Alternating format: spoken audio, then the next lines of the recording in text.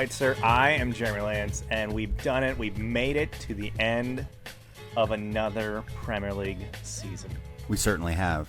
And it was a enjoyable, final, tumultuous day to that Premier League season. I mean, just a wild finish. In a season that at some points kind of dragged, in a season that early on we thought we were going to really be in for no kind of actual title race. Mm-hmm. That didn't really materialize till like middle of winter, end of winter. Yeah, and then really became a thing over the last month or two. Yeah, very much a thing. It seemed like both teams were still playing well, but suddenly it was a title race. Yeah, so we had crazy title race. Obviously, was in the balance. We had, just some of the more intriguing relegation battles that we've had in years. Mainly because you had, a big club like Everton, just riding that tightrope of trying to get to safety. You had obviously a lead side that gave us all a bit of a skin in the game with an American manager in Jesse Marsh. So you had two clubs that we were kind of eyeing for. Mm-hmm. It worked out. It really did for both of them. Like the combo we wanted. Yeah, if you had to pick outcomes across all of these important races, I felt like every one that I wanted to unfolded the way that I needed it to. So I felt like I was just coming up all roses. You guys finished. Spurs finished ahead of Arsenal.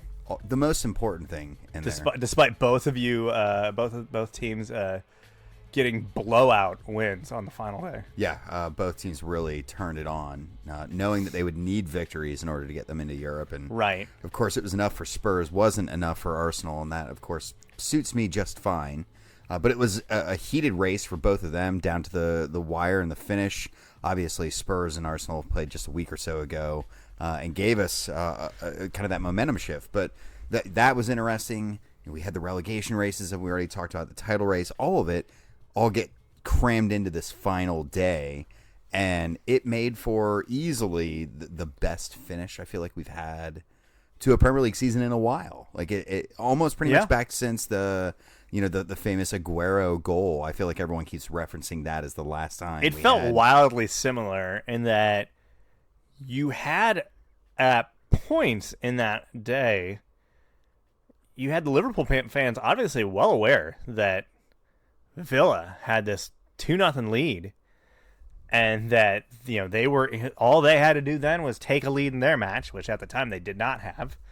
But you had the scenes of the people trying to be looking on their phones. You didn't have the guy with the little ear, the guy with the mustache and the earpiece. You were looking for that. The guy just listening along, and he would shout stuff out as we've seen in years past. Now we've all got the cell phones and everyone checking it. Amazingly, though, still, there was that moment in the second half where a murmur of a third Villa goal happening did the rounds, and that feels like something that is impossible to happen. We had a fake news moment in the year 2022. How does a goal like that go around? And I think it's just they all wanted it so bad, because it was actually not only a third, it wasn't a third Aston Villa goal. It was at the time that City had pretty much grabbed back the match. Right. That you had this fake news float through Anfield of that, that Villa was in control. That had to have been down to a troll Twitter account that someone thought was real. Someone made their name LFC official or something like that, or something along those lines. Yeah. Sky Sports. And someone's like, "Oh my God, I saw it!" And then it just spread like wildfire across Anfield. Sky Sports News spelled with an O. Yeah, for news. Yeah, there you go. Right. Something sly like that. But regardless, it just made for this incredible back and forth that we've not really had an opportunity to watch in a while. Where hey, if one goal happens here, the title race swings on a whim, and for a little while, Villas gave us that idea that we may potentially get to see it. Liverpool fans were heading towards a storybook finish, that they recaptured the lead on the final day and clinched the title, thanks to obviously just the great stretch that they have had of late, but helped out by club legend Steven Gerrard and his side getting, just a heroic effort in against City to do the unthinkable on the final day. It was all setting up for that. But it didn't happen. Like, it didn't. Instead, Stevie G, once again, let it slip. Oh, it's poetic, isn't it? I mean, yeah, we got the storybook ending, just not the story certain people wanted to read. He just keeps doing that right when the title's about to take place for his beloved Liverpool. Yeah, you almost felt bad, but then it was just kind of also hilarious. It was definitely hilarious. Now, and it was just wild to see. I mean, it was just wild to see City just explode. What, like 6 minutes, they score 3 goals. Yeah, a buddy that messaged me, and he goes, I am both entirely shocked and not at all surprised that Manchester City scored 3 goals in the span of 10 minutes to flip that entire match and scenario on its head. I mean, it's just something that team's always capable of. Right? And like it's always capable of. And there's been so much kind of looking back at that, was it 2013 when they made that big final day comeback and stole the title from the crosstown rivals, because I mean there's been a lot of look back at that because of Aguero retiring, right, and getting his statue unveiled last week at the Etihad. So like there was so much flashbacks to that, and then to see how it unfolded. I mean, you almost did feel like you were reliving that crazy end of the match that City had all those years ago. Oh, yeah, absolutely. I was catching the match at Paxton's in Loveland, which has been doing these watch parties lately, and we had this great spot in their dining room where we could see not only the Spurs match, which we were clearly following along with, but also we had the City match and the Liverpool match both up on visible screens, and we could see like both sets of fans' reactions in the stands as they're going through like all the melodrama of like maybe having it slip, maybe having their hands on the trophy, maybe keeping that quadruple alive potentially for Liverpool. And man, this was the first time we really had a really engaged crowd out there, and the bartenders were like, we don't know what's going on, but this is incredible. Like, everyone's super into this. I'm like, yeah, like everyone. This is how it happens. This is how it can sometimes unfold on the final day of the season, and it really was impossible not to get swept up in the emotions of it. And my wife looked at me and she goes, I feel like you've said like 5 times over the last 5 minutes, like, this is incredible and it's too much. I can't handle it. Yeah. Like, it was definitely like soccer overload, and I couldn't get enough. It was like deliriously amazing stuff to take in, and it reminds you why we get so invested in this sometimes, right? Like, even in these long haul portions of the season when you're like, oh God, I can't wait for this slog to be over with. Then you get a day like this and you're like, never mind. That's why I love this. Yeah. That's why I love Can't this. wait for the season to start again here in just a couple months. Yeah. No, that thirst is already kind of real. Like, man, that was so good, and now we're going to have to wait like a real long time till we get any of that again. Well, we've got all these summer friendlies to get excited about, right? Yay. Nah, no thanks. Can't wait. Yeah. Sweet. So, like we do every season, at the end, the dust has settled. Everybody is now where they're at. The relegation is what it is. Some awards have been handed out. Some, that are basically built on stat lines are settled. Mm-hmm. So we're going to do what we always do, is go through it from Club 20 to your title winners. Hit each one, say a word about them. You're going to desperately try to figure out who was their top goal scorer, which is my favorite part. Yep, I always look. Watching you I squirm. don't look this up. I literally don't look at the table to see where people stand. So there's at least, I'm looking at it right now. There's 2. We're like, and I just feel like just a real crap pundit here. 2 goal scorer leaders on teams where I was like, I have not heard of this guy. Yeah. Who? Yeah. Who's this guy? I guarantee there's going to be a couple in here that I'm just going to completely whiff on. Well, let's start it up. Mm-hmm. At 20th place, they were relegated at least a month ago. a season that never got off the ground for Norwich. I mean, let's be real. They were pretty much relegated like the minute they were It was promoted. a foregone conclusion. Yeah, like, this is who they've become. I looked back at my notes and literally for the first season, like for our preview, and what I have for Norwich is no fucking chance. Like I knew that there was no way they were going to stay up. So anyway, 22 points is all they were able to muster up. That comes off of 5 wins, 7 draws, and 26 losses. that's a lot. For a negative 61 goal differential. So they shipped 61 on the season as far as goals to the bad. 61. A lot of action in their matches, if nothing else. Yeah, 61 more in their net than they put across. Not great. No. This is probably an easy one. Who is their goal scoring leader? As much as I want it to be Josh Sargent, right? It was not. It's both not him. I didn't look up his stat, but I can tell you the way I do look it up. They show like the top 3, and he was not in them guy. yet. No, it's definitely going to be Timu Pukki, right? So Timu Pukki had 11 goals. That's solid, not too bad. Solid season. Yeah. I meant to look up what he had a couple years ago when he had kind of his breakout season. Yeah, I bet it was in that range. Yeah, it's probably. I bet it was probably closer to like 15. Yeah, somewhere in that range. It was probably the same thing that it kind of was this year, where it was like, hot start and then kind of, much like the club, quickly taper off. Yeah, well, I mean, they never really got the hot start period. So, so the one burning question for Norwich.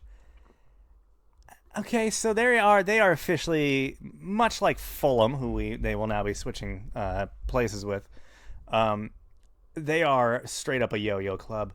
Is this a successful thing? Is this a good idea? Like, I almost wanted to like text our buddy Charlie Hatch and just get his thoughts on this, because he is a Norwich supporter through and through. And I wanted to get like the take, like, is it ultimately an enjoyable experience being, supporting a yo-yo club where you have this season where everything went horribly wrong? Your club basically was irrelevant by like October. But then you like sandwich that with seasons where you like win the second division, which is also like a fun. I mean, regardless of it being the second division, your team winning a league and playing like that well, and that's good times. They are good times. I just have the stress has got to be wearing on the fans. It's just gotta be a weird feeling to go from one extreme to the other. It feels a bit like a purgatory, like you're stuck almost in the promised land, but mostly not. Because it's like they know what's going to happen, right? Like they're not overly delusional. I mean, sure, they hope the best for the club, but when they got promoted at the end of last year, a year ago, they couldn't have been thinking to themselves, "Oh, this is going to be the time we really sink our teeth into this Premier League and really make ourselves a mainstay and get a mid-table finish and blah, blah, blah." I mean, maybe this is just a club admitting like the reality of the situation. Like, what Norwich don't really. I mean, is this a successful reality though? I guess it depends on what the fans are willing to accept. You know what I mean? Sure. I think that ultimately is what it boils down to.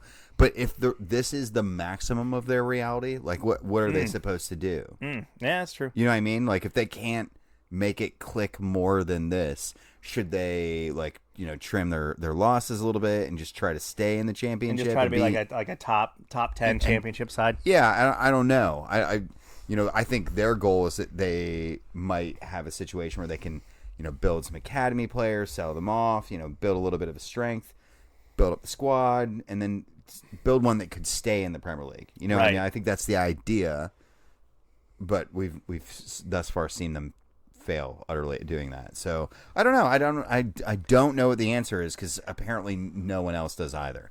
Yeah, I should have checked in with our boy Chuck and see how he was taking the foregone conclusion of relegation yet again. 19th place, Watford. Only did one better, 23 points. 6, 5, and 27. So they actually lost more matches than Norwich. This Watford side, we'll get to it later. So they won the sack race. Mm-hmm. That Munoz guy or whatever. Yes. He was the winner of the sack race. They then brought in Ranieri? Did that happen? It was Ranieri. Did I black out? Ranieri was there for a while. And then, but obviously not there now. Didn't even make it to the end of the season. Look, Watford literally, This like is at least the second time they've done this. Managers are just a thing for them that they have no problem of disposing of. And I think they've had Who something is their like, manager right now? It was. Was it Grandpa Roy? It was, yeah. But Oh he's my retired, gosh. right? Like Sure. he was retiring at the end of this campaign. You probably wish so he would have retired earlier. He probably does. Wasted but his time with that. regardless, he's taking them down with his ship, and he's sailing out. So who knows? They'll have to have a new one. But this is the second time in the past handful of years where they clipped through 3 managers in one Premier League season. Yeah, I mean, I was trying to see. This guy has their owner, Gino Pazzo, has like the itchiest trigger finger in European soccer. Like, this is just what he does, and he has no problem with just canning a guy, a week or two afterward. And he's gone back to old managers on multiple occasions. Like, he's just kind of makes you wonder why a guy like Ranieri took the gig in the first place. Because he seems so above it, dude. If Watford offered me the job, I would take it tomorrow. Because you're going to get canned, and you're going to get paid. Like, I think, you know what I mean? Like, why not? Just take that check and run. Yeah. Well, and so managers have at a pretty good clip. Yeah. Negative 43 goal differential. I guess I didn't mention that. So they did better as far as that from Norwich, but actually lost one more match than Norwich. Good luck to you here. Who was their top goal scorer? I'm not even going to try. Emmanuel Dennis scored 10 goals. Yeah. Pretty solid for a guy that I've never heard of. Couldn't pick out of a police lineup. Yeah, I couldn't. If you lined him up with 12 people, I'd have absolutely no clue. You could narrow it down to you could show maybe me even two people, and I'd be like, I'm I'm just going to flip a coin. Yep. All right. The question for them is this club big enough? And we talked about that. You mentioned their owner and how their owner has a bit of a itchy trigger finger, but obviously that the implied notion there is that he also has lofty ambitions for his club. Is this club big enough to actually stay in the promotion chase? Are they going to jump right back up, or could this be a club that takes a good step back and we don't see them for a while? Well, I mean, I think it was. Are they the next Wigan, where it's they were kind of around and then they went down and we never see them again? I don't know. I mean, we've seen this this Watford side go down and stay down for a little bit in the past. Sure. And then resurface. I actually think their owner is their biggest impediment. Yeah. I understand the ambition and can commiserate with that. But at the same time, if you're pulling the trigger so often that you have a lack of consistency, it really makes it impossible to build, especially if you're giving, the manager any sort of, leeway into signings. And, then you're looking at a squad that's being constructed by multiple minds. And it becomes a very difficult way to build a solid foundation off of. So I don't know. I would be very worried if I were a Watford supporter at the moment, going down into this environment as the Premier League money just continues to get bigger and bigger gap between it and the Championship. I would be concerned. 18th place, the final spot on the relegation ship back to the lower leagues, goes to Burnley, who their stay finally came to an end as they ran out of time. I mean, they barely escaped it last year. They finished so they finished on 35 points this year. They only finished on 39 points the previous year, and I believe they finished 17th last year. Right. They just So escaped. they just escaped. Things finally ran out for them. 7 wins, 14 draws, and 17 losses. A negative 19 goal differential, which makes sense. They are a team that doesn't concede a ton, but also has no ability to score goals. Right. Can you tell me who their top goal scorer was? I mean, like all the players that I'm thinking of, I think don't play there anymore. Probably accurate. Maybe Charlie Austin? No. Okay. No, it was a guy named Maxwell Cornett. Okay. Well, there you go. He had 9. It's more than I would have guessed. 9 goals. Yeah. Might have been all 9 that Burnley scored this year. So Burnley sacked Sean Dyche towards the end of the season. They did, yeah. Ultimately go down. They actually looked like they had a little bit of life right after that, and you almost wondered if they were gonna somehow escape again, but they didn't. They fall. Big question is, it's been reported a lot because of this relegation, the way that some of their loans, I mean, sizable loans. Mm-hmm. Were set up. They basically the relegation essentially triggers them. So they have a lot of loan debt about ready to come crashing down on them. Will the looming debt sink this club into a long-term EPL future or EFL future? I think that should be something that would be weighing heavy on the minds of everyone around that club at the moment. Mm-hmm. They really did take a unique strategy with loans, right? Yeah. And the traditional idea of loans being like, hey, I'll take this guy off your hands and I'll pay you his wages. It's not quite that clean cut any longer, right? There's actually fees involved now. Yeah.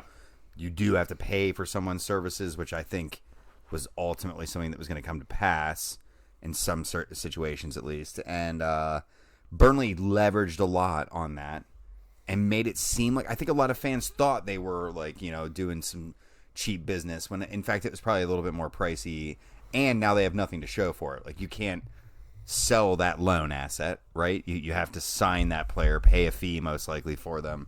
So I do think they're in a little bit of an issue at the moment, and that may hamper their ability to buy players and bring players in and keep players that they need to find their way back into the Premier League. Also a club that, at least from an on-field standpoint, had really deeply entrenched their identity into, you know, kind of what Sean Dyche was operating with and Right. how he went about things. And while obviously they can bring in someone that can just as easily do the same thing like they do, there is that uncertainty of like what they on field, what they will become in the future. I mean, I hope they don't have the urge to look backwards. Sure. I think they need to move on from that mindset Okay. because it wasn't working, right? Like, It ultimately, yeah, it had its shelf life, and that life is now over. yeah, and that is true. 17th place, first team, or the last team saved. Jesse Marsh's Leeds. Marsh brought in, fairly late into the season, doesn't get a window. Mm-hmm. He's working with someone else's roster, as often the case in that regard. 38 points is what they finished the season with. That is a 21-point drop from what they had last year. Yeah, kind of a steep fall off. I think we all anticipated better from them this year. Didn't even get to 10 wins, 9 wins, 11 draws, 18 losses, a negative 37 goal differential, which that's not uncharacteristic for them. They were a team that kind of lived and died by it, right? Like They really did, yeah. It was either they were going to just outgun you or they were going to get blown off the field. Yeah, and unfortunately, they found themselves getting blown out pretty frequently. Their top goal scorer was Rafinha. That's right. He had 11. Yeah, the hot talk right now is he's on his way back to Barcelona. Okay. I guess the big question, I mentioned it, Jesse Marsh didn't get a window. He's got a window coming to him now. There's already reports that he's going to dip into his well of former players and bring in Aronson from Leipzig. Well, I mean, how besides that, how do you think he puts a stamp on this roster? I mean, right now the roster is built by a coach who had a wildly different philosophy. He comes from this Red Bull coaching line that's been very highly geared around a press, right? And running this really systemic, organized, demanding system. And that's not something that these players are necessarily used to doing, even though lead style under Bielsa was pressing base. It's not quite as that Gegen press that the Red Bull organization has kind of come to be known for over the years. So I do think he's going to have to bring in some guys that know how to do that, and Aronson checks those boxes. That move puzzles me a little bit, if I'm being completely honest. I like the idea of Aronson. And excuse me, he's not at Leipzig. He's at He's Salzburg. Yeah, he's at Salzburg. But at Salzburg you have Champions League football. You have, the opportunity to make your mark on a larger stage potentially. I know the pay will be better at Leeds, but you're also going to find yourself potentially in relegation battles, and that's a curious move in my opinion. Yeah, it'll be an interesting new challenge for him. Okay, moving on to Everton, 16th place, 39 points. That is a 20-point drop from last year. So also a team that fared significantly worse than their 2020-2021 version of themselves. 11 wins, 6 draws, 21 losses, negative 23 goal differential. Their top goal scorer was Richarlison, yes, I believe. He had 10.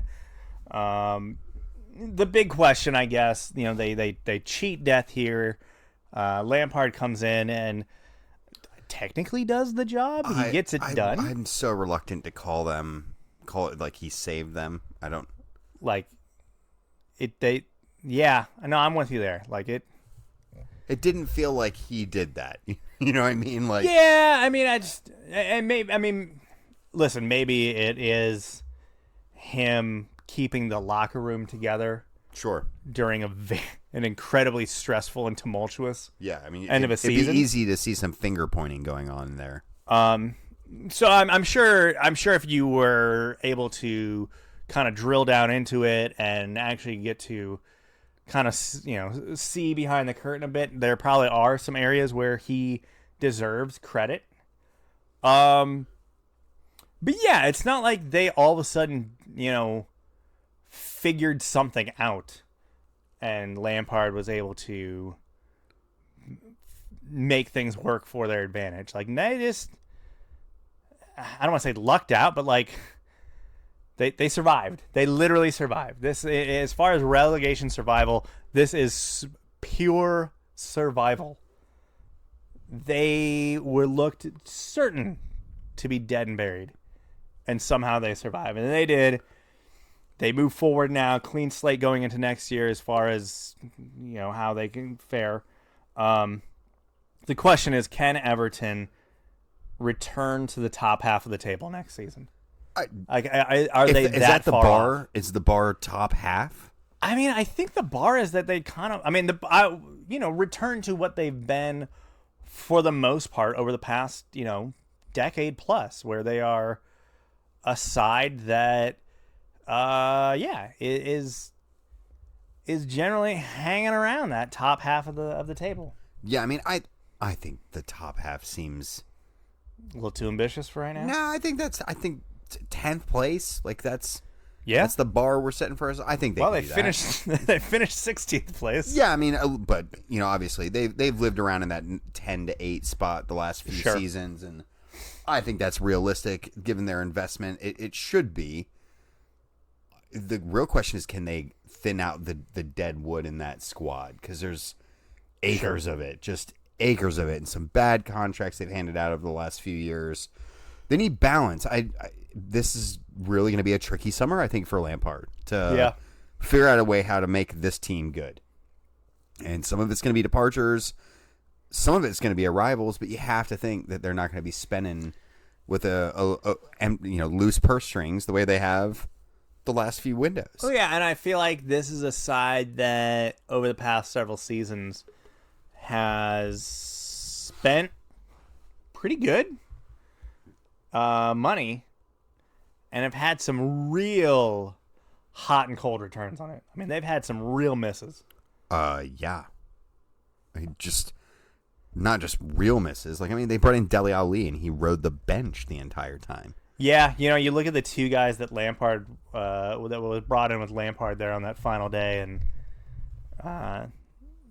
that Van de Beek kid or whatever his name is, and then Dele Alli. I don't believe either of them really factored. No, and they would have been really staring at it in the face if they had managed to find themselves going down, like with some of the contracts they have on the books. So they'll be thanking their lucky stars. That's the least of their problems right now. But I'm my optimism level for where they are right now is high enough to say they can make it back into the top half. Just how competently are they going to be able to do that? They have some work ahead of them. 15th place, Southampton, 40 points. That is a 3-point drop from the previous season. 9, 13, and 16, a negative 24 goal differential. Their top goal scorer was James Ward-Prowse. Correct. All right. What is this club? This has been a club that for so long was this club that would bring in all these young guns, and obviously then they would go off to greener pastures and larger paychecks. But I don't know. I feel like they've lost a bit of that magic. They have, but they've been systemically picked away in some respects too, right? Like they've seen all these good players depart and go to all these various clubs, mainly Liverpool and Tottenham. But I mean, we've seen that raid happen time and time again. But it's also happened in their technical staffs too, right? Like their academy director left and went to Spurs a few years ago. Sure. We've seen some of their other youth coaches that have left too. So I think they've their pipeline has runneth dry. So if they're no longer kind of that selling club that develops well, what are they? I don't know. I mean, right now they're a Premier League side. That's good. And that doesn't suck. That's enough. And they've opened up their world a little bit over the last year or two, and have been players in a way that they haven't been in more recent seasons. So I think they know that they're like a lower rung Premier League side, but I think their goal is to be hanging in there, and maybe they'll have a season or two where they can put it together and maybe make a run at a European place or something. I think that's where they probably see themselves at this point. Okay. 14th place, Aston Villa, 45 points, a 10-point drop from last year. 13, 6, and 19, a negative 2 goal differential. Top goal scorer? It's not CBG. Tyrone Mings. I'm just kidding. Danny Ings. No, it's Ollie Watkins. Okay, yeah. It's funny, I feel like with Villa, I almost got caught off guard by when I was putting this together, and it's 14th place. Man, I felt like their season was actually going better than that. It did feel better than that. Yeah? It did feel better than that. I think we all have forgotten the first half of their year was really actually really poor. Yeah. And Dean Smith got blown out. Yeah, Dean Smith was escorted out of the building, and they replaced him with Steven Gerrard, who'd done really good job in Scotland over the last few years with Rangers. And he's come in, and to his credit, he has rejuvenated the team. Absolutely. And I think the biggest aspect of that has been their key signing this year, the guy they brought in January, and that was Philippe Coutinho. And we laughed at the idea of them actually bringing him in. Yeah. They did it. He made them instantly a better team. He was fun to watch with them. Sounds like he will sign on a permanent. He is signing on a permanent, yeah. So they're doing some good things, but I agree with you. When I looked at the table, I was like, oh, really? I thought they would have been... Yeah, I thought 11, 10, 9. Yeah, I thought they were range. on the cusp of a top 10 finish. Yeah. So the question is for them, will this club take that next step in the next season? I don't think Are the right things there? I do think the right things are there. I think Gerrard is a competent manager. I think that's, yeah. Right? Like, we'll always endlessly look to compare his track with where Lampard is. Right. And while I think you can make arguments about both of them as players and what value they bring, sure. And I think right now, without question, Gerrard is proving himself to be the better manager so far. They took slightly different paths. I mean, the dream job came calling early for Lampard, and no one's turning that down. Yeah, like imagine if something happened in Liverpool, we're in a situation of need. You tell me that Stevie would have turned it down, even if even if he had only been at Rangers for like a year or whatever. I don't know. I don't. He would have gone running. You never know, but you're right. Like, it seems likely he would have. Yeah. So it's hard. It'll be interesting to see in 10 years where their careers are at. But I do think. And maybe it is. I think Stevie G may have an edge on Lampard as far as just managerial acumen and just abilities at the moment. But I mean, Lampard just he drank from the poison chalice early on in the managerial career. Sometimes you choose wrong, and he's blown away like it's a Indiana Jones film or something. 13th place, Brentford, 46 points, 13 wins, 7 draws, 18 losses, a -8 goal differential, top goal scorer. Nope. See, I'm going to say it now. You're going to get really pissed off right now. Ivan Toney. Oh, yes. That is annoying. You're right. 12 goals on the season. Yeah, it's funny, like, I feel at the beginning of the season, they were so much of a story of, like, their return after, like, 70 whatever years into the top flight. They punk Arsenal, I think it was, like, on opening day or whatever, and it was like, wow, this is so awesome, this is crazy.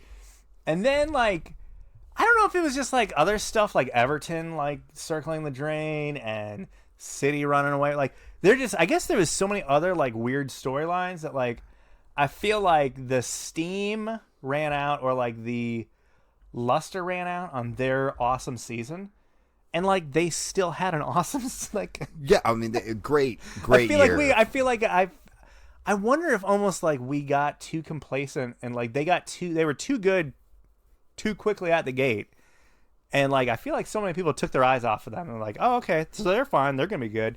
I'm moving on to check out some other stuff now. Yeah, and I mean, they remained a tricky team for anyone to face throughout the course of the year, and I do think there was so much going on that it was just easy to forget about them. Yeah, No, I think so, because I think in a different season they have that result where they, make their return after 70 some odd years to the Premier League, and they get a 13th place finish. Like, we're talking about that so much more. Yeah. I mean, it's the narrowest of margins between how the narrative changes. 12th place, Crystal Palace, 48 points. That's a +4, so a 4-point improvement from where they were last season. 11 wins, 15 draws, 12 losses, a +4 goal differential. Top goal scorer was Wilf Zaha. Probably. Yep, it was Zaha. He had 14. Obviously, the big story with Crystal Palace is Patrick Vieira coming in as the manager. And I think there was a lot of positives to take out of his maiden voyage here with Crystal Palace. So the question is, will this club under Vieira take that next step? Similar to the Stevie G Aston Villa question. I'm assuming, like, the next step for Palace. They've been in the league again for a few years now. I think the next step is they're mainstays, right? Like, they've been around for like 10 years. Oh, yeah. Right? Like, the next step for them, I think, is they need to be aiming for some Europe, right? Like that's they need to be in that the eighth place and up kind of hunt. That conference league crap or whatever it is, like that would do it for them, right? That'd like be huge. That'd be if huge. they get in, that would be a great move. What a great ground that would be for European nights, by the way. Like Selhurst Park, just it has that magic to it a little bit, right? So that'd be fantastic. Yeah. I want that for them. I think Vieira has that in his locker. I think he is one of these promising next generation managers that are starting to come through. I'm optimistic for them. I think the only worry I would have is this is not a club that's going to throw money around. No, and it's a club that has almost like miraculously hung on to guys like Zaha for as long as they have. Yeah, I mean, who is it? Gallagher's the other player that really stood out for them this year, and he's a lone player. He ain't coming back. But do you Chelsea's got eight people on the roster. Yeah, but take him. Do you see him breaking into this Chelsea squad next year either? If Jorginho and Conte are gone, well, I suppose that's probably true. Yeah, I don't know. There's just, regardless, I think there's some good stuff coming, and if they can be shrewd in the market, there's some work to be done in Palace, and I'd like to see him do it. 11th place, Newcastle, a team that was on the verge of also circling the drain earlier in the season. Obviously, the other talking point is they get new and new everything. They've got new ownership, yeah, new Eddie Howe, and I think the Eddie Howe thing, credit to him. I think a lot of people there's some eyebrows raised. I think you and I kind of saw him. It's like, well, this guy's a stopgap till they can get their big name. And sure. He did his job. He turned the season around. I think too, a lot of people are already attributing like the success that they've had to this new ownership. They've had one window. It was pretty underwhelming. They brought in like some pretty mediocre dudes. Right, but Chris Wood? Yeah. Oh, yeah. Oh, well, wow. What a Burnley's top scorer. Way to go there, guys. But, I mean, he's done a job for them, right? Yeah. And whether we like it or not, that's not down to that money yet. This one was on Eddie Howe, I think. I think so. They did the business, and now they get to see what it's like to be what Manchester City was like a decade ago. Yep. When they first were dipping their toes into like the, hey, we have more money than God market, and what are we gonna do with it? And so when does Eddie Howe become Mark Hughes and get seen as the impediment of the group? Probably not too long from now, to be honest. But I'm massively intrigued to see what this team does in the summer and who they try to lure to the project to be kind of like the target that they're going to use to draw other people in with as well. 49 points on the season, a +4 improvement from last year. 13, 10, and 15, a -15 goal differential. Their top scorer was... Oh, man. Yeah, I feel like it could be one of a couple different guys. Okay. Yeah, pick one of them. I'm just going to pick one of them. Joelinton. No. It was Callum Wilson. Oh, damn. That was my other one. Him of the one less tooth variety. Yeah, he really took one hard. If you haven't seen the picture, don't go see it. It won't make you feel good. Don't want to lose one of those front ones. Mm-mm. Those are need those for pictures. Yes. So, I mean, you kind of alluded to it. I mean, how much? I mean, do you think they're really going to throw it around this summer? I think they're going to try. Okay. The question is, like, you're not going to be able to lure... like a top right, you're not tier. going to get some like you can't. Like you're not going to go get like Neymar. Or something. You're not going to get something think crazy. back to when City were doing this, right? Like right. I actively thought about this before the show, and who was one of their first ones? Was it like Tevez? Their big first signing was Robinho. Okay, how's he doing? He had like a ill-fated stint in MLS. So okay, he's not. Who am I thinking of? He's not the one that's currently in prison for that. Not that I'm aware of, but he could be. I don't know. Like it. See, now I'm getting it all mixed up. Okay. My arc on Robinho is definitely not accurate, but they took a while to get going before they started nailing down big name players. That Tevez swoop was among those ones that really caught the attention and moved the needle. They signed like Emmanuel Adebayor to play up front for them. They had a couple of these guys that they were able to pry away from some of these other clubs that weren't necessarily, like Joey Barton was like a big name player for them. In fact, Barton got sent off in the game against Aguero, after his move away from Manchester City because they deemed him surplus to needs. So the arc that Newcastle will go through will not be instant world player on the global game. Robinho currently serving a 9-year prison sentence in Italy for a gang rape. That's right. So I knew I remembered that correctly, that it had not gone well for him afterwards. His post-career took a real dark turn. Yeah, that's right. He got called back to Italy for that. Yeah. That's probably why his MLS career wasn't going all that well. Yeah. So he's in prison. Yeah. 10th place. Wolves. Okay. 51 points. That's a +6 gain from last year.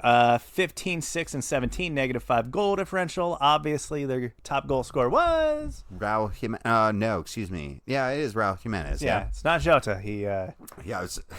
But I was gonna say I almost went to Jota and went, wait a minute, he's not been there for a while. That's that would be difficult. Yeah. Is this basically what they are?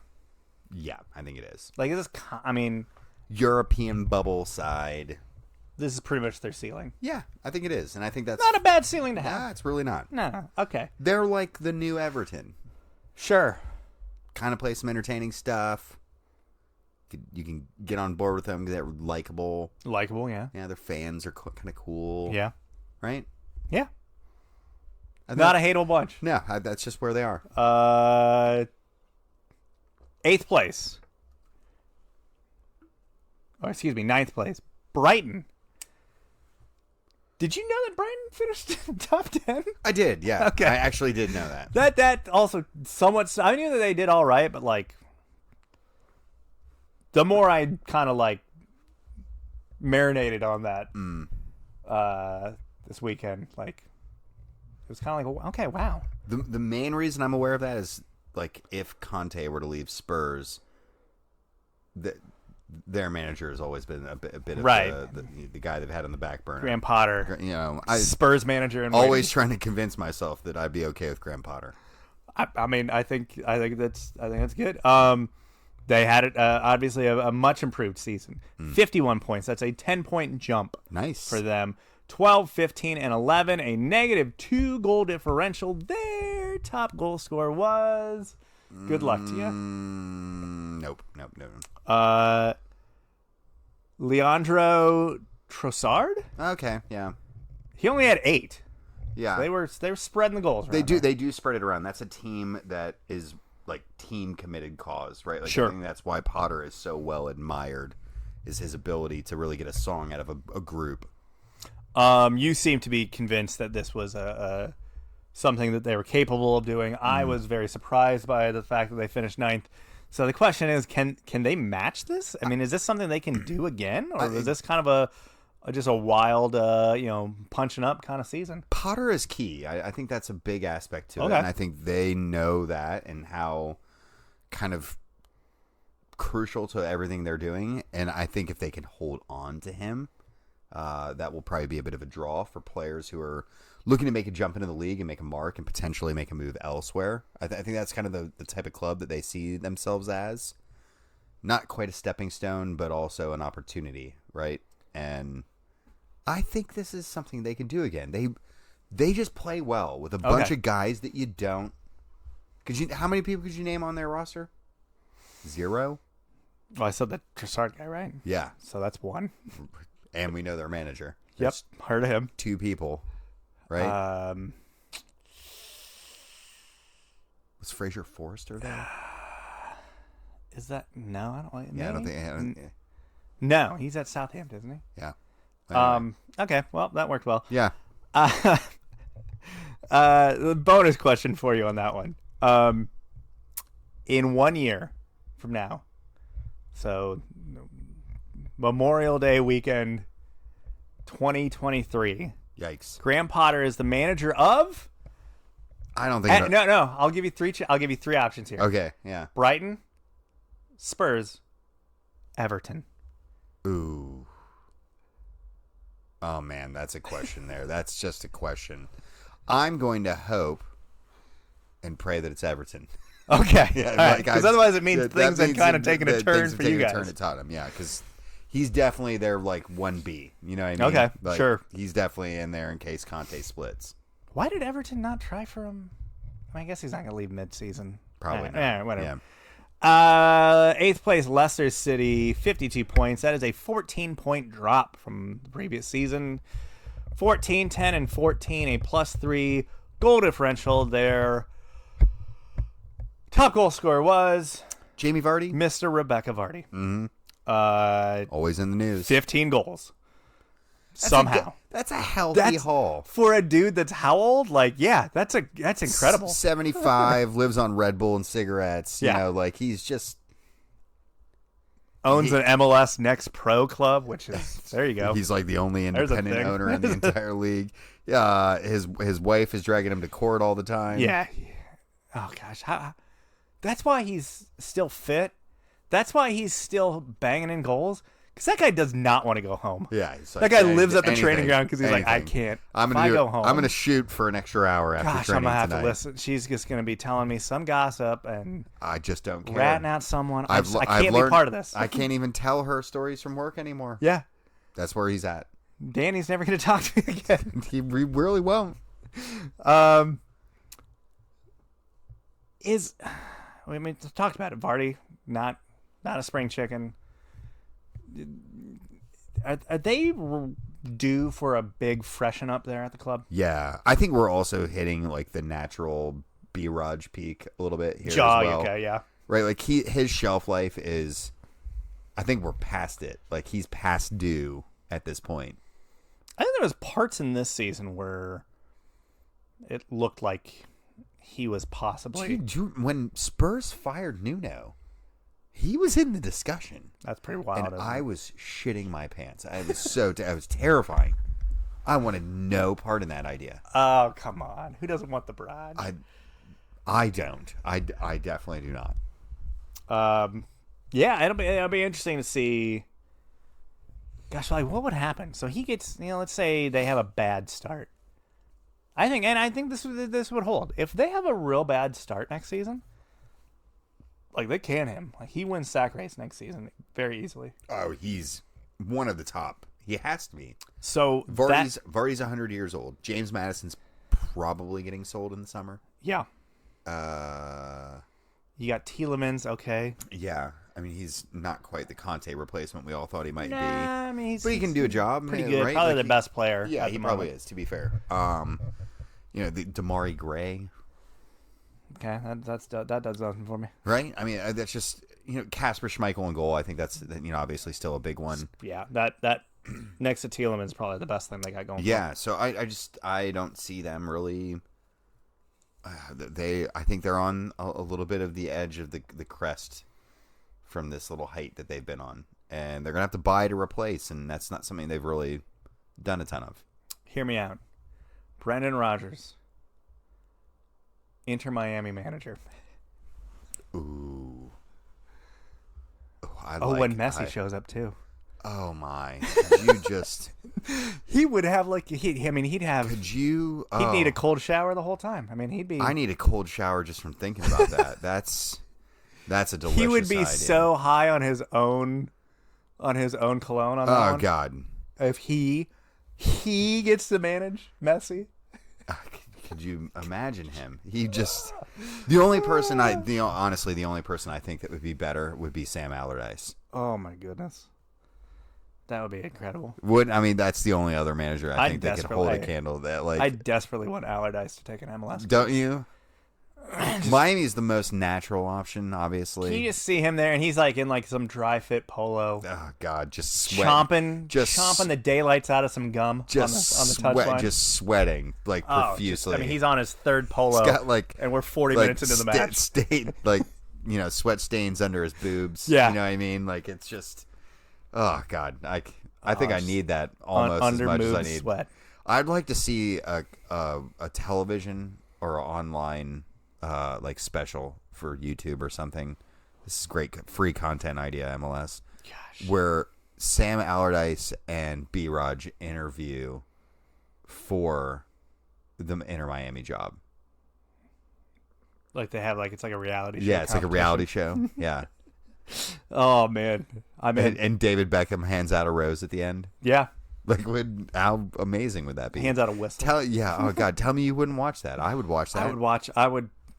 I'd probably watch it I'd binge it probably 10 times. Like if they dropped out. it Disney Plus does the drops at 3:30 in the morning or something, I'd stay up for it. I would stay up for it. Must watch TV. Oh man, that would be incredible. Here's hoping. Seventh place, another manager we live. Seventh place, West Ham. Sure. David Moyes did a job. Did a job this season. Was whiskers away from getting into a Europa final.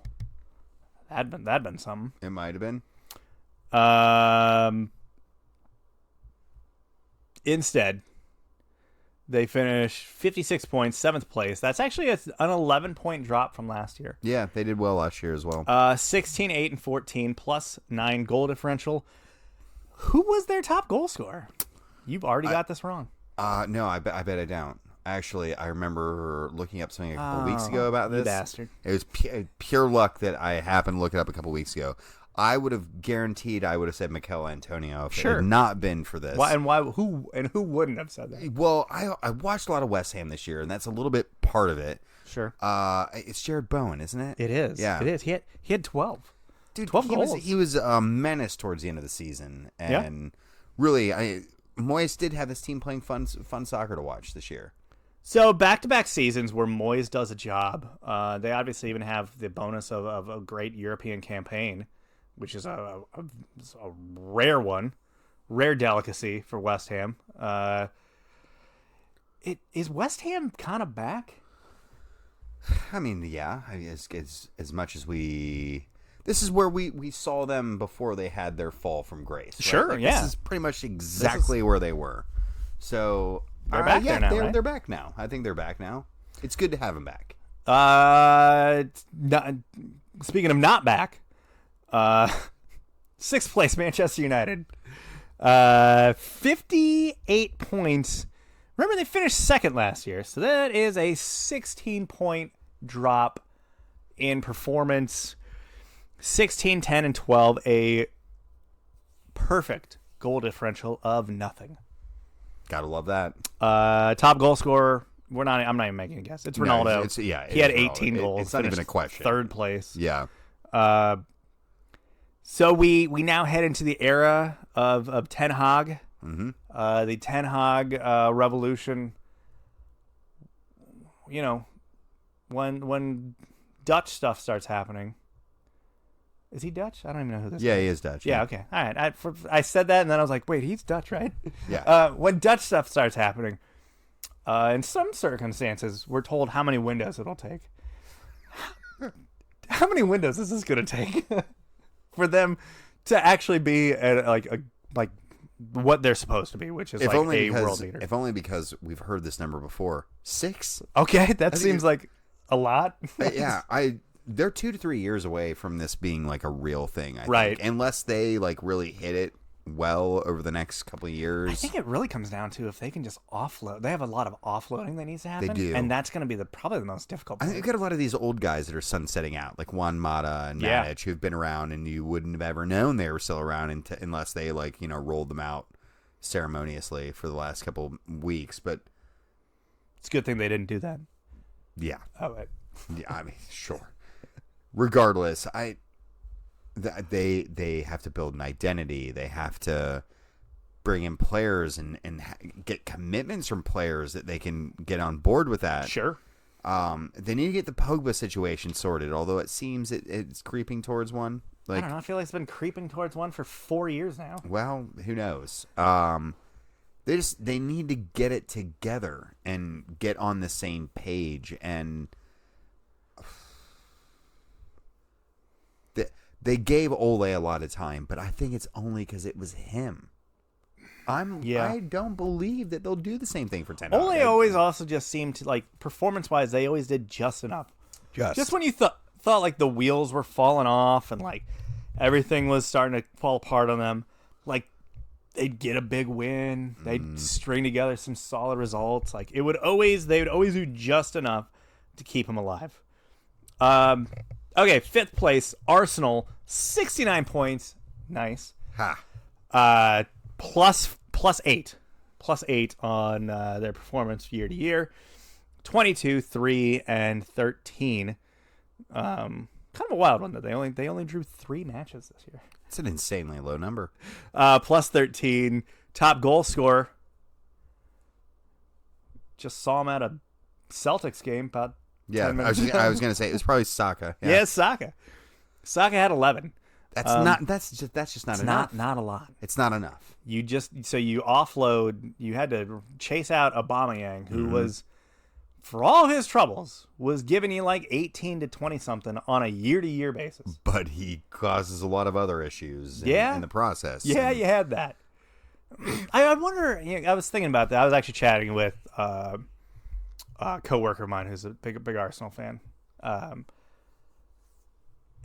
wonder if the Aubameyang thing had to come to its conclusion because Arteta was trying to control a very young locker room.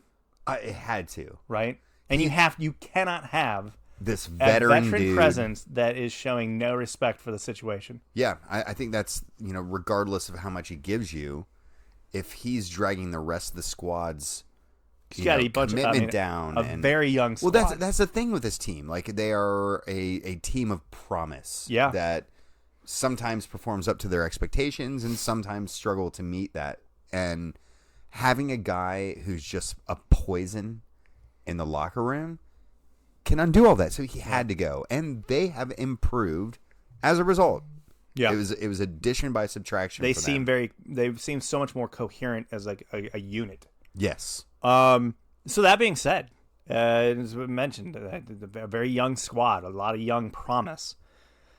Is Arteta the man to make these kids reach their potential? I hope not. Obviously, I got that part. Yeah. Sometimes I think he's putting it all together. Yeah.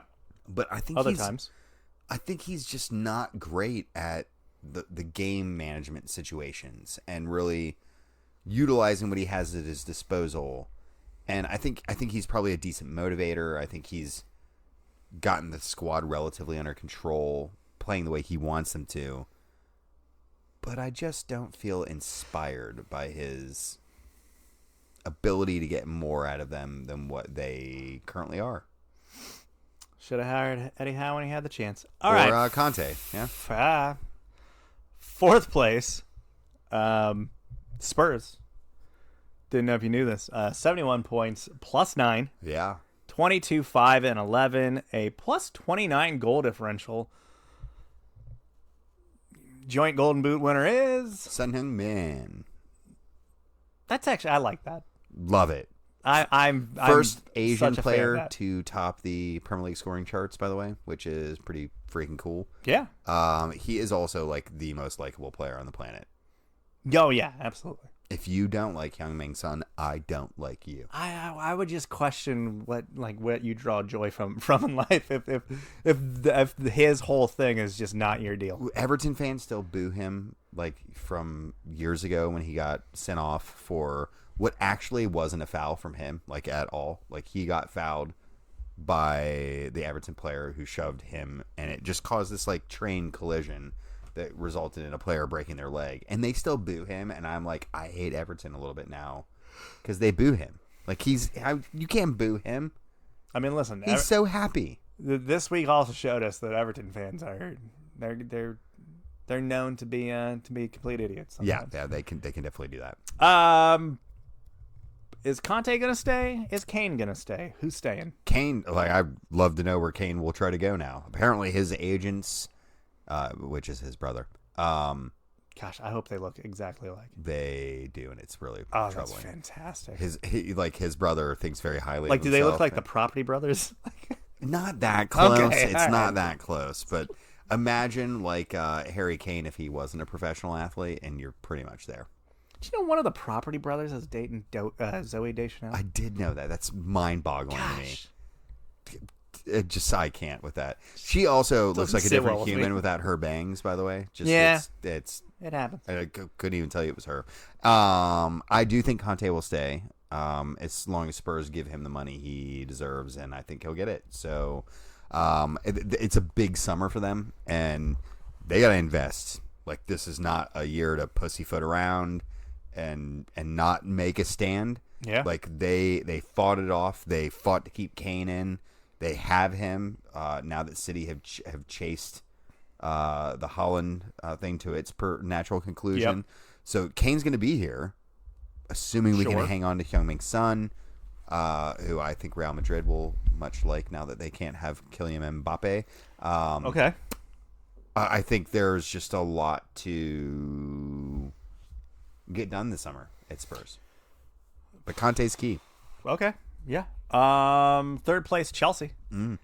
74 points, a 7-point improvement, 21, 11, and 6, plus 43 goal differential. Top goal scorer? This one's a tough one. It actually is, because they actually broke their record for most goal scorers in a season because Ross Barkley scored on the final day. Yeah. So Ross they actually had Barkley.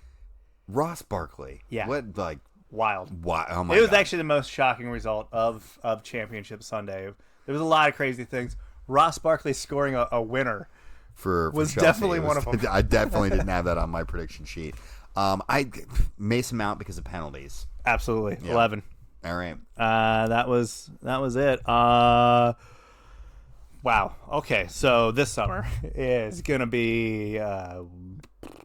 Meet me at the crossroads. This, Right? I mean, Like, yeah. it's- This is it's Bone an- Thugs territory here. It really is. Like, you guys have departures galore. So I was just thinking of lyrics Yeah. of the song. Tried to find another one that's suitable for this location in the discussion, but I mean, like, all these departures, new ownership, changing landscape with A lot of players leaving. Some would Yeah. say I'm gonna miss everybody.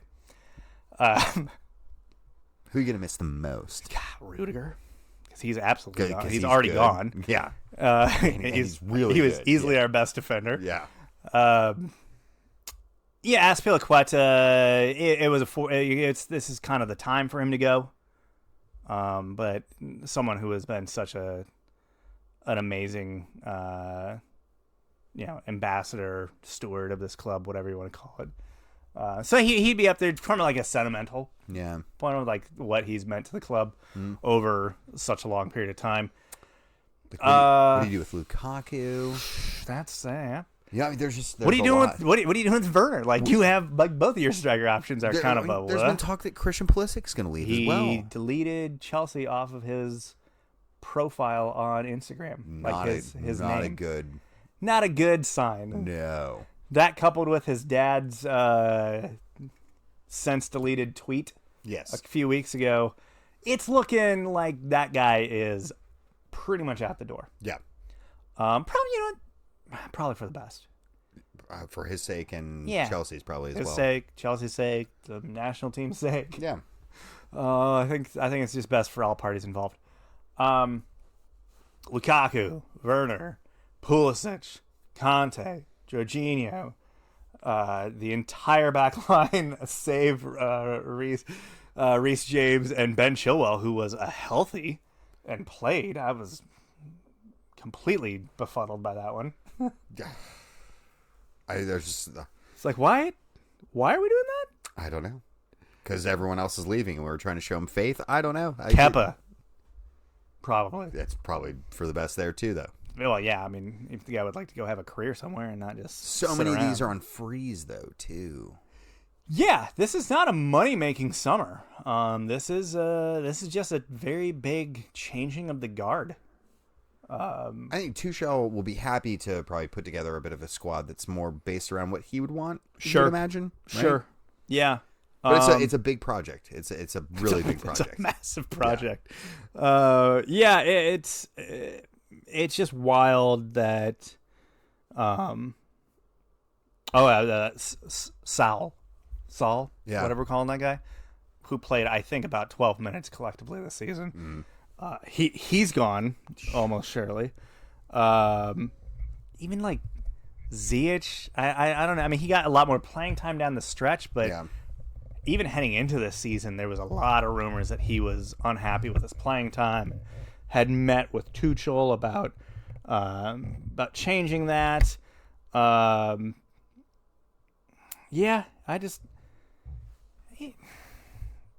So we gave Loftus-Cheek a bunch of minutes towards the end of the season. Is he in our future? He's the future.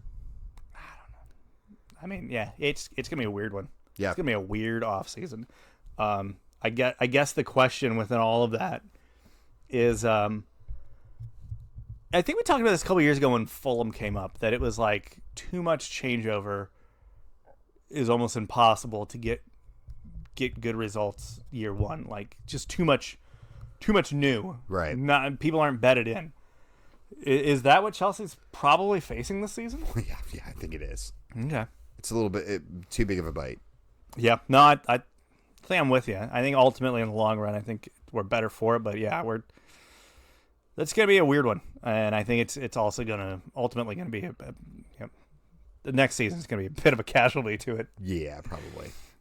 Second place, Liverpool, 92 points. That is a plus 23. I forgot how bad of a season they had last year. Plus 23 point improvement. Congrats, guys. Yeah. 28, 8, and 2. A plus 68 goal differential. What? No, we got one better. Mo Salah, your joint Golden Boot winner. That's right. So he is on 23. How will Liverpool continue to keep up with City? Because City has that whole thing where they can just go and buy Erling Haaland for $1 bazillion. Liverpool, while they're certainly not as poor as some of their supporters would claim, are just not, like, from a philosophical standpoint, not a club that does that. Yeah, like I mean, you'll see them, do the 50 million outlay, 60 million outlay, but they're not a club that's plugging down 100 plus for anyone. They just have to keep mining. You know what I mean? Like they have to keep digging out and getting the right players in. Yeah, and I don't want to say they can't do it because they've continued to do it in a way that has been sustainable. I mean, even like this, this winter, like in January when they brought in Luis Diaz, did you think like, oh, that's going to be a big improvement? Like, well, I was mad. He's going to do a number. Spurs pretty much had him in the bag, and then Liverpool absolutely didn't. Was he on the training table? Not quite that far along, but it was pretty close. So we're in that Willian territory there. No, not quite yet, but Liverpool have been shrewd in their business. They've made good buys. They've all kind of worked out. Are they getting close to that Klopp burnout? Has he learned like that? Maybe that's it. But I mean, it's not like Klopp came from another club where they were just throwing money around like drunks. Like he came from a club that spent way less than what Liverpool's willing to do, and found success. So maybe plenty of it. He's found a way to tap that and bring that system to England. They are still playing for a treble at this point. If there's a team that can keep up right now, it's them. I don't know how much longer they can do it, but with the core that they have still, yeah. Now, I think if some of these key players start potentially leaving, there's been increasing amounts of talk that both Mane and Salah are increasingly unsettled. The bright lights of Spanish debt are calling their names. Listen, they won't walk away from that situation with debt. It's not their debt to incur. Yeah, right? Like they'll just be the ones taking the money in the opposite direction. Now, tax invasion, that seems to happen a lot. You get one free slap on the wrist in Spain. That's just how it works.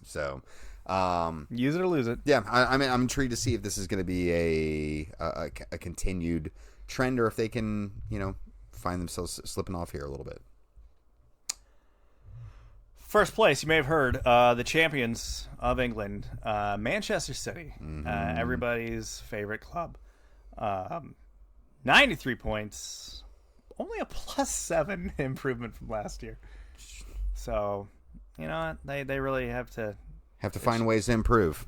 And really, I mean, just didn't sniff 100 points. So that's back-to-back seasons where they couldn't even do that. Losers. Yeah, really falling apart. 29, 6, and 3, plus 73 goal differential. Their top goal scorer was... This is another tough club, actually, for this, but Kevin De Bruyne. Kevin De Bruyne. Yeah. KDB, 15 goals. That's more than I would have anticipated, though, too. Yeah. I mean, yeah, again, for a club that definitely has a lot of goal scorers on it. Yeah. The fact that someone actually racked up 15, yeah, that's somewhat surprising.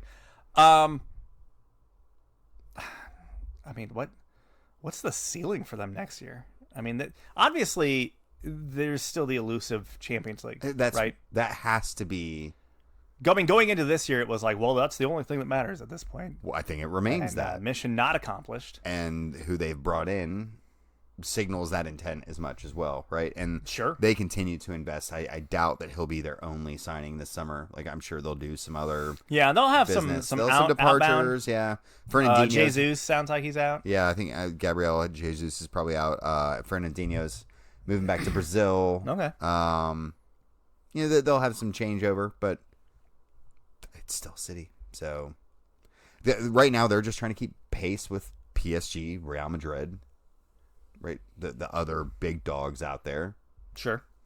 And they have the means to do it, so they will. Who wins the Champions League first, them or PSG? Because that's been eluding both of them. I think lately. City are a much closer squad, I feel like. Probably. Okay. Look, their depth is insane. Sure. So, if we're having a guess. So that's the league. Yeah. Let's plow through our predictions. So at the beginning of the season we made our predictions. So my top 4, I picked in this order: Chelsea, City, United, and Liverpool. I picked the exact same thing. Okay. It was like 2 years in a row we did. Those are not good. Those are not good picks. Chelsea, I mean, when they finished third place, they were a good mile behind the top 2 teams. Yeah, they certainly were. Both of us. United not even in the conversation. Nope. But hey, we were 3 for 4 on top 4. If you're just looking at it from that angle, that's not sure. It's not so bad. Sure. Yeah. Dark horse. Who did you have as your dark horse club of the season? So I had picked Aston Villa, and so did I. And where they finish in the table makes me feel like that's probably underselling. Like that's not accurate. Like that's but I feel like in a way they kind of were, but I don't know. I guess what the real Brighton, I guess, was the dark horse of the season. Yeah, right? probably Brighton or West Ham to a certain extent. Yeah. Sure. Who did you have for your relegations? So I got 2 of the 3. I had Burnley, I had Norwich, I had Brighton. Yeah. I had 9th place Brighton. You missed on that one. A bit of a whiff. Yeah. I had Burnley. Predicted correct location for Burnley and Norwich as well. Okay. Brentford was the other side that I had. And okay. They proved me wrong there as well. Golden Boot, I had Harry Kane. That didn't happen. I also had Harry Kane. So but we were on the right squad. Sure. Yeah. I mean, you could also condemn, though, Harry Kane didn't even win the Golden Boot for his club. No. Didn't even finish top in the club. He didn't. But I mean, he was checked out for the first, quarter of the season. He does that. And it was also because he was sad that he didn't get to go to Manchester City, and then he got his act together. And remember when he was in Florida for in the preseason? Yes. And it's during Super Bowl. It was super dodgy and that was great. It was made me not so pleased. But yeah, Son Heung-min taking home that honor. So we both got that one wrong. Manager of the season, I think you couldn't possibly have done worse than I did. I went Thomas Tuchel, so no, that's incredible.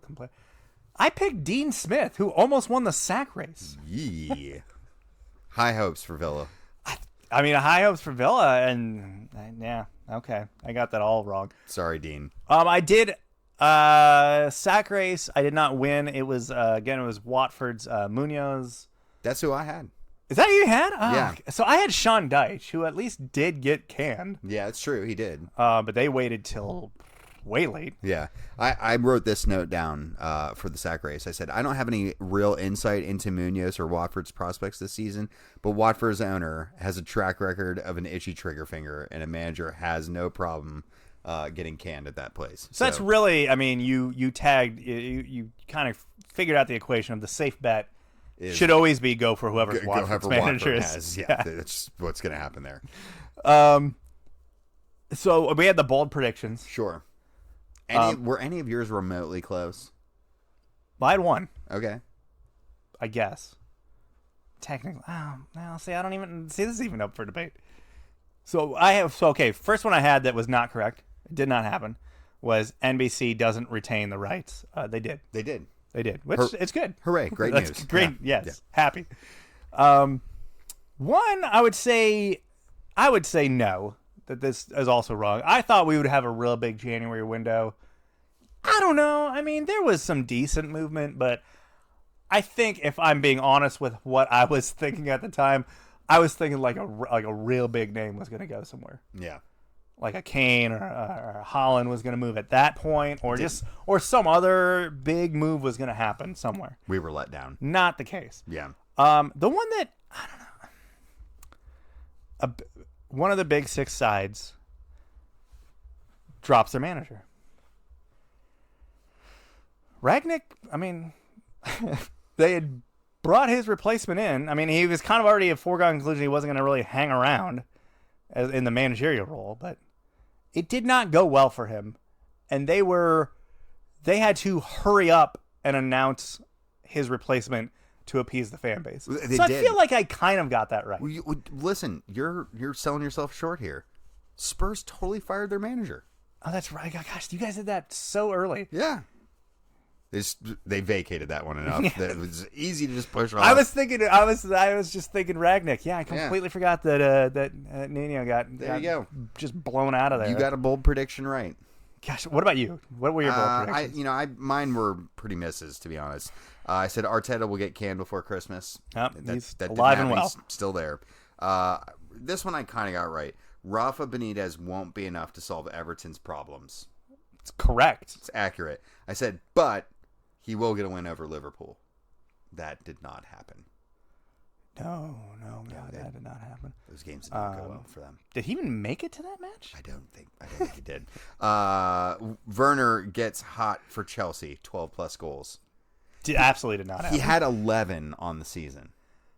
All comps? All comps. Oh, okay. He only had 4 in the Premier League, though. Gotcha. So, yeah. Okay. Yeah, so there were our bold predictions.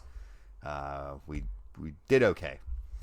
Really nothing domestic to hit on this week. This is generally an episode we really just focus on the Premier League. Yeah. So I guess that means our end of the season. Winners and wankers as we close out season 9 of the podcast. That's right.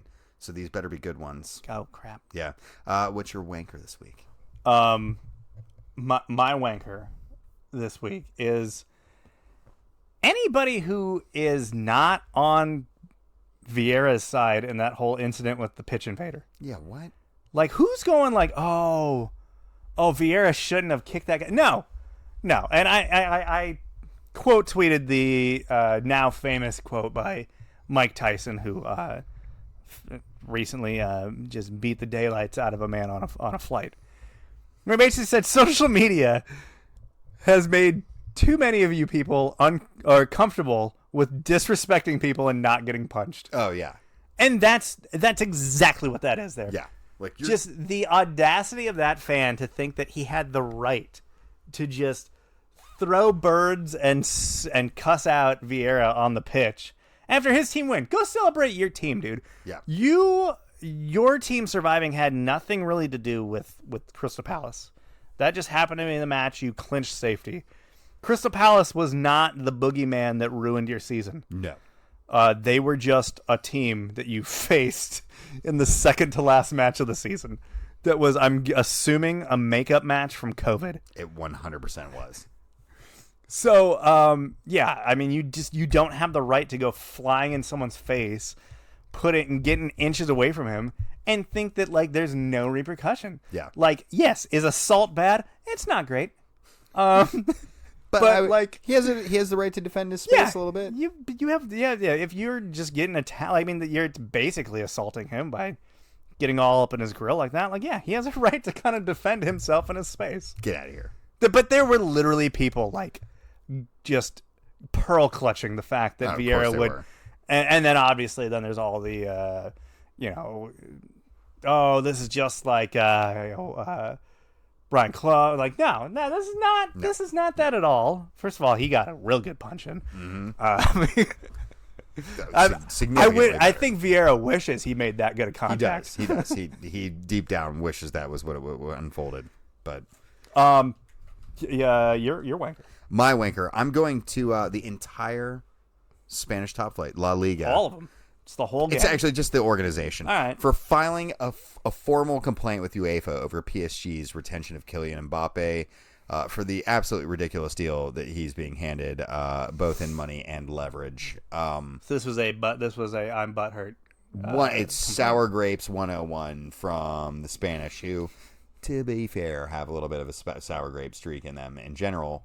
But to be fair, aren't really in the space to be spending the kind of money that PSG just spent. So it's probably financially for the better that they didn't do that. Well, like, if we're being honest, like, it's a fair hand to raise. Like, hey, like, these guys just got slapped for financial irregularities like last year, and like now they're like literally like shipping the farm to keep this guy here and giving him the keys to the car and everything. Like, I think it's a fair question to raise. The problem is the hand they're raising is on behalf of Real Madrid, who are like the forebearers of financial irregularities in European soccer. So it's just like Barcelona are a train wreck financially. Madrid are reportedly a train wreck financially. Spanish clubs hold something like 3 billion euros in debt. Billion. I mean, Barcelona spent most of the season starting two guys that last played together on Middlesbrough together. So. Yeah, good for them. Good for them. So yeah. So a hypocritical bit there, La Liga. Your winner. My winner. It was The Last Dance. This past weekend. Obviously, unfortunately, in the League One playoff final, Wycombe Wanderers did not prevail, but it was the final sending off of just an absolute just folk hero of he really is. English soccer. Adebayo Akinfenwa, beast mode himself, retiring after 21 seasons. It's an incredible career. 21 seasons in professional football. Of his stature. Yeah. It's insane. It's incredible. Like he said, they interviewed him afterwards. He's like, this career, I couldn't have asked for this to go any better. Absolutely blessed. He goes, I got to go 21 seasons, and my final kick of the ball was at Wembley. It's pretty cool. Yeah. Not many guys can say that as well. Yeah. So just a hearty sending off to an absolute legend. A hearty sending off for a hearty individual. He ended up spending a good, the longest stint he had spent at one club actually ended up being this final stint here at Wycombe. The other side of that coin is that we did miss out on what we had always dreamed about years ago of him coming and playing in MLS for a season or two there. But instead he got hit up on the WhatsApp as he said he needed to be by a manager after Wimbledon had won the same League One playoff a few years ago at Wembley, and he then obviously that triggered that he was out of a contract because he was not going to be moving on to them with them to the championship, and so he said, "Hey, hit me up on the WhatsApp," and our manager did, and he spent the rest is history. He spent a great stint with us. They unveiled him by having him be the model for their kid unveiling, like that preseason. Yeah. Yeah, I mean, he's just brought so much to the club. Such an amazing story. A guy who also dealt with a lot of crap. I mean, he went over to mainland Europe and dealt with a lot of racism in his playing career. Ended up coming back to England to get away from that. Yeah. But yeah, hats off to Adebayo Akinfenwa on an amazing career. My winner this week is U.S. Soccer, something that broke right after this all went down on recording last week. But they've agreed to a landmark equal pay deal with both the men's and women's national teams.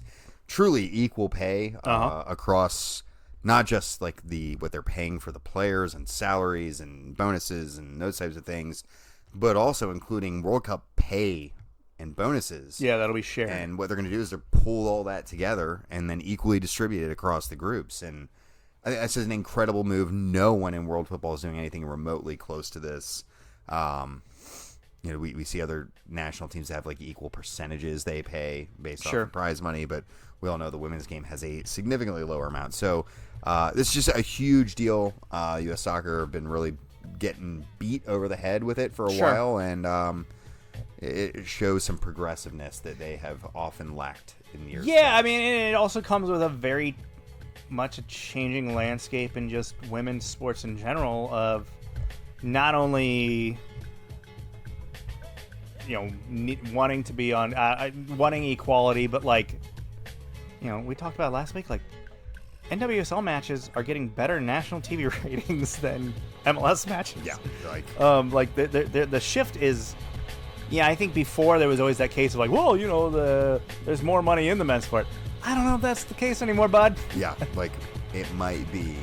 Like shifted a little bit here. The bigger names as far as U.S. soccer stars that actually play in the U.S. are all on the women's side. Yeah. So congrats U.S. Soccer for getting your act together and doing something pretty cool. But that brings us to the end of this week's show and this season. Yeah. It's been a fun ride, as always. Thanks for sticking with us all the way through the course of this European campaign. If you want to get a hold of us in the meantime, Jeremy's at Jeremy Lance. I'm at Wrong Side of Pond. We'll talk to you soon. Season 10 on the horizon. Almost here. Wow. Howdy. See you, folks.